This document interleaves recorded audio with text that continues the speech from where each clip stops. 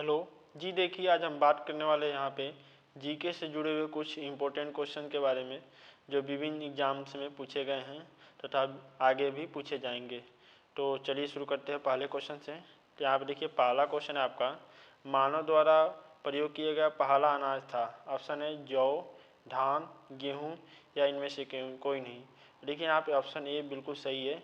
जौ जो है मानव द्वारा प्रयोग किया गया पहला अनाज था। ठीक है। एक और बहुत ही महत्वपूर्ण क्वेश्चन पूछा जाता है कि मानव द्वारा प्रयोग किया गया पहला तत्व कौन सा था। तो कॉपर था। ये भी याद रखिएगा, कॉपर जो है पहली बार मानव द्वारा प्रयोग किया गया था। तथा मानव द्वारा पाला गया सबसे पहला जानवर था, वो था कुत्ता। ये भी आप याद रखिएगा। ठीक है। अब बढ़ते हैं अब अगले क्वेश्चन की तरफ। तो आपका अगला क्वेश्चन है, सरस्वती नदी को ऋग्वेद में क्या कहा जाता है। ऑप्शन है देवी तम्मा, नदी तम्मा, अमते तम्मा। तो देखिए, जो क्या कहते हैं, सरस्वती नदी को ये तीनों नामों से ऋग्वेद में बुलाया जाता है। ठीक है। यहाँ पे बात करें वेद की, तो वेद 4 होते हैं, जिसमें एक ऋग्वेद भी है, एक और वेद है यजुर्वेद, एक सामवेद है, एक अथर्ववेद है। इस तरह से 4 वेद हैं, ऋग्वेद, यजुर्वेद, सामवेद, अथर्ववेद। सामवेद जो है भारतीय संस्कृति का, भारतीय संगीत का जनक माना जाता है। एक सामवेद ही ऐसा वेद है जिसे गाया भी जा सकता है। ठीक है। बात करें ऋग्वेद की, तो इसमें याद रखिएगा 10 मंडल पाए होते हैं ऋग्वेद में, और गायत्री मंत्र का उल्लेख भी ऋग्वेद में ही है।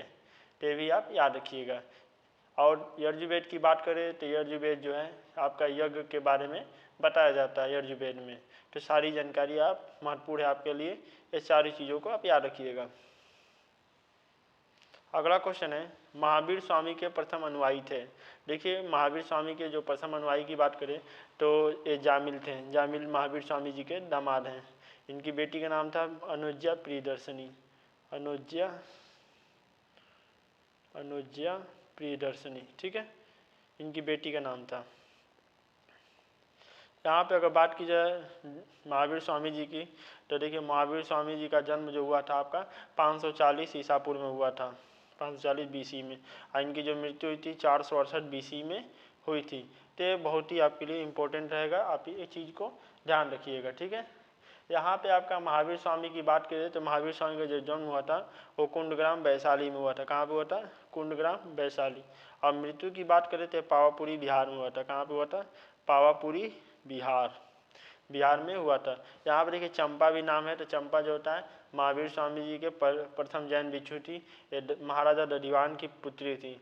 और ऋषभ देव की बात करें तो ऋषभ देव जी ये जैन धर्म के प्रथम तीर्थंकर रहे हैं। एक और नाम बहुत प्रसिद्ध है जैन धर्म में, वह है पार्श्वनाथ।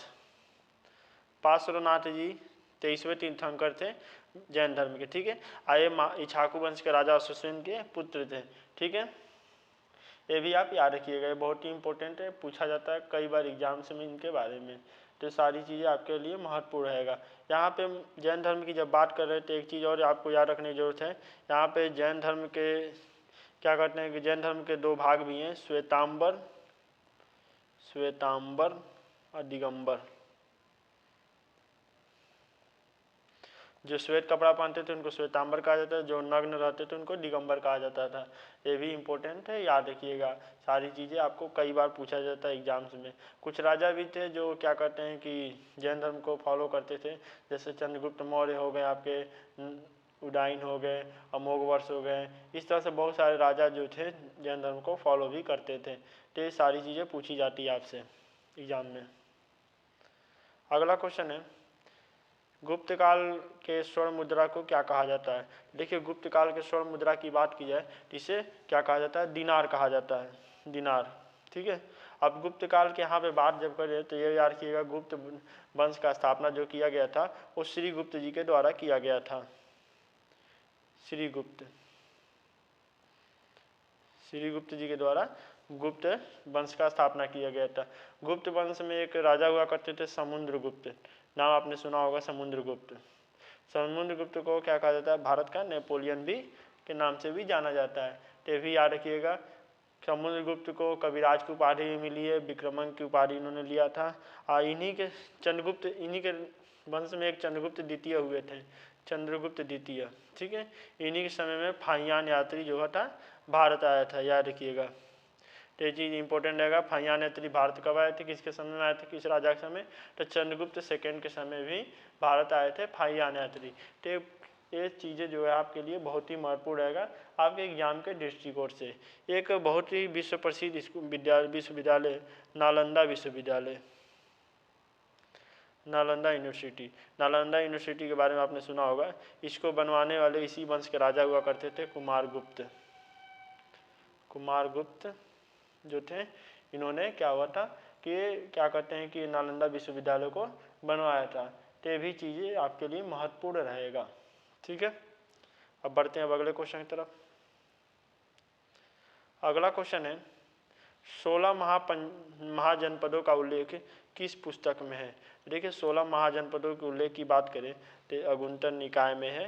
ये अगुंतर निकाय नामक पुस्तक में 16 महाजनपदों का उल्लेख है। अब बात करें 16 महाजनपदों का, तो इनका नाम याद रखिएगा। अवंती पहला नाम है, अवंती। सेकंड की बात की जाए तो सेकंड नाम है अस्मक। थर्ड आपका नाम है अंग। इसी तरह से बहुत सारे नाम है, 16 नाम है। कंबोज, काशी, कुरु, कौशल, सूर्यसेन, गांधार, चेदी, ब्रिजी, अवश्य, वत्स, पांचाल, मगध, मत्स्य, मल्ल। इस तरह से 16 नाम जो है 16 महाजनपदों के बारे में है, जिसमें इसका उल्लेख हमें अंगुत्तर निकाय में मिलता है। ऋग्वेद के बारे में आपको पहले ही क्वेश्चन बताया गया। आनंद मठ की बात की जाए तो इसका रचयिता थे बंकिम चंद्र चटर्जी। आपने वंदे मातरम का नाम, वंदे मातरम जरूर सुना होगा। वंदे मातरम जो है आपके आनंद मठ में ही दिया है। ठीक है, अब वंदे मातरम जो है हमारे राष्ट्रीय गीत के रूप में स्वीकार किया गया था। ठीक है, कांग्रेस के अधिवेशन में। तो ये भी इंपॉर्टेंट है, आप याद रखिएगा। अब वंदे मातरम की बात करें तो देखिए वंदे मातरम जो होता है 65 सेकंड में गाया जाता है, ये भी याद रखिएगा। अगले को यहाँ पे एक और चीज़ है, जब वंदे मातरम की बात करें तो हम राष्ट्रगान की बात करें, जनगण मन। ये क्या होता है, रविन्द्रनाथ टैगोर जी के द्वारा लिखा गया था। इसे 52 सेकंड में गाया जाता है। अगला क्वेश्चन है महाबलीपुरम का रथ मंदिर किसने बनवाया। देखिए महाबलीपुरम का रथ मंदिर 7 रथ मंदिर है। सबसे छोटे रथ मंदिर को द्रौपदी रथ मंदिर भी कहा जाता है, द्रौपदी रथ मंदिर। ठीक है, अब देखिए इसको बनवाने की बात करें तो नरसिंह वर्मन से फर्स्ट ने बनवाए थे। ठीक है, नरसिंह वर्मन फर्स्ट ने इसे बनवाया था। और ये नरसिंह वर्मन फर्स्ट जो थे पल्लव वंश के राजा थे, पल्लव वंश के राजा थे, हुआ करते थे, किंग थे। ठीक है, और ये जो नरसिंह वर्मन प्रथम जो थे, इन्होंने महाबली का उपाधि भी धारण किया था। महाबली, महाबली ये भी याद रखिएगा। महाबली को उपाधि किसने धारण किया था, नरसिंह वर्मन ने धारण किया था फर्स्ट ने। ये पल्लव वंश के किंग थे। अब महाबलीपुरम का रथ मंदिर, वहीं की संख्या 7 है। और सबसे छोटे रथ मंदिर की जो नाम है वो द्रौपदी रथ मंदिर है। अगला क्वेश्चन है गोताखोर सांस किस गैस का लेते हैं। देखिए गोताखोर जो सांस लेते हैं ऑक्सीजन और हीलियम दोनों के मिश्रण को लेते हैं। पहले क्या था कि जब गोताखोर सांस लेते थे उस समय ऑक्सीजन और क्या कहते थे नाइट्रोजन को मिलाकर दिया जाता था। लेकिन नाइट्रोजन क्या होता था, ये इनके खून ब्लड में घुल जाता था और नीचे अधिक दाब के कारण इनमें घुल जाता था। और जब ये बाहर निकलते थे तो उस समय क्या दाब कम हो जाता है, जिनके कारण इनको उल्टी होने लगता था तथा कई प्रकार के प्रॉब्लम की वजह से इनकी कई केसों में मृत्यु भी हो जाती थी, जिसके बाद से इनको ऑक्सीजन और हीलियम दिया जाने लगा। हीलियम एक ऐसा अक्रिय गैस है जो क्या होता है ब्लड में नहीं घुलता और इनकी जान बची रहती है। इसीलिए ऑक्सीजन और हीलियम को गोताखोर सांस लेने के लिए प्रयोग करते हैं। अगला क्वेश्चन है नॉन स्टिक बर्तन किसका बना होता है। तो देखिए नॉन स्टिक बर्तन की बात करें टेफ्लॉन का बना होता है। बर्तन पे टेफ्लॉन का परत चढ़ा होता है और टेफ्लॉन एक ऐसा मटेरियल है आपका कि जो ऊष्मा का कुचालक होता है, जिस पे अम्ल क्षार किसी चीज़ का प्रभाव नहीं पड़ता है। इसीलिए नॉन स्टिक बर्तन जो होता है टेफ्लॉन का बना होता है। अगला क्वेश्चन आपका कार की बैटरी में कौन सा अम्ल डाला जाता है। तो देखिए कार की बैटरी की बात करें तो इसमें सल्फ्यूरिक अम्ल डाला जाता है, तो ये याद रखिएगा आप। अगला क्वेश्चन है कौन सा अक्रिय गैस हवा में नहीं पाई जाती है। देखिए कौन सा अक्रिय गैस हवा में नहीं पाई जाती है, तो होता है रेडान। ये रेडियो एक्टिव मटेरियल है, इसी वजह से हवा में नहीं पाई जाती है। और देखिए यहाँ पर अक्रिय गैस की बात करें तो अक्रिय गैस के बारे में याद रखिएगा आपका इसे नोबेल गैस के नाम से भी जाना जाता है। इनकी संख्या कितनी है? 6 है। नाम क्या है? हीलियम, हीलियम, वैसे neon, argon, krypton, xenon, radon, इस तरह से इनका पूरा नाम है, तो याद रखिएगा। और यहाँ पे जो आर्गन जो होता है सबसे भारी क्या होता है? ये अक्रिय गैस है या नोबेल गैस है। तो सभी का नाम याद रखिए, एक बार और रिपीट कर देते हैं। Helium, neon, argon, krypton, xenon, radon. और रेडॉन जो होता है क्या होता है कि नहीं पाया जाता है, और सबसे अधिक मात्रा में जो पाया जाता है वो आर्गन होता है। वायुमंडल की बात की जा रही है यहाँ पे। अगला जो है क्वेश्चन, चूहा विष किसे कहा जाता है? तो देखिए चूहा विष की बात करें तो जिंक फास्फाइड को क्या होता है? चूहा विष के नाम से भी जाना जाता है। अगला क्वेश्चन है, कार के इंजन में नॉकिंग से बचने के लिए प्रयोग किया जाता है। तो देखिए कार के इंजन में नॉकिंग से बचने के लिए टेट्रा एथिल एल्डेड का प्रयोग किया जाता है। अगला क्वेश्चन है, नेशनल केमिकल लेबोरेटरी कहाँ पर स्थित है? तो देखिए पुणे में स्थित है। ये CSIR से संबंध रखता है, और नेशनल केमिकल लेबोरेटरी का स्थापना 1950 में हुआ था, ये भी याद रखिएगा। अगला क्वेश्चन है आपका, फलों के रस को सुरक्षित रखना जाता है। देखिए फलों के रस की सुरक्षित रखने की बात करें तो सोडियम बेंजोएट का प्रयोग किया जाता है। आपने एक और चीज़ सुना होगा, चिप्स के पैकेट में कौन सा गैस भरा जाता है? तो ये जान रखिएगा, जो पर्यावरण में नाइट्रोजन पाया जाता है उसी को क्या होता है? चिप के पैकेट में भरा जाता है, ताकि वो नरम ना हो और ताज़ा बना रहे। अगला क्वेश्चन है, मानव शरीर की सबसे छोटी हड्डी होती है।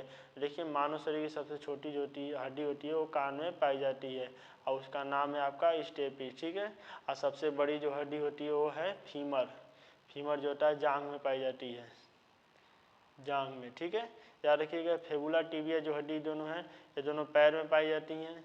ये भी कई बार पूछा जाता है कि पैर में पाई जाने वाली हड्डी का नाम क्या है? तो फेबुला और टिबिया है। स्टेपी जो होता है कान में पाई जाती है, सबसे छोटी हड्डी है।